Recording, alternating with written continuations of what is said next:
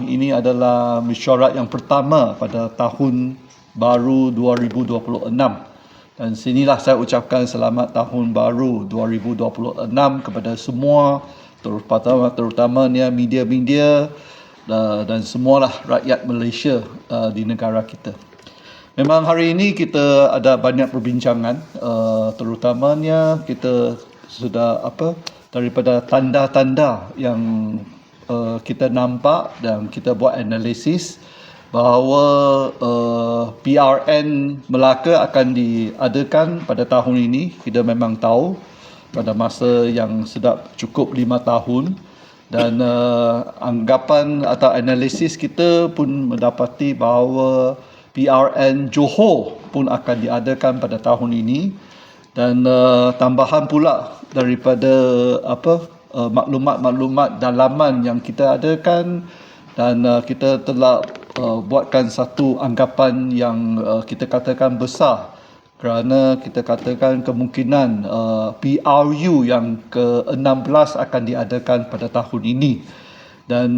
seperti kita buatkan persediaan pada hari ini, perbincangan kita telah fokus bahawa kita akan membuatkan persediaan yang secepat mungkin kerana kita nampak daripada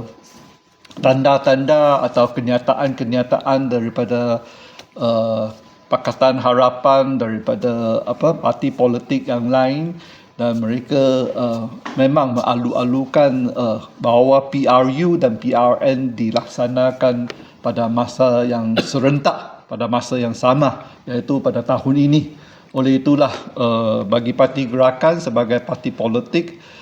satu komponen parti di Perikatan Nasional, kita buatkan persediaan kita pada mulai tahun ini, mulai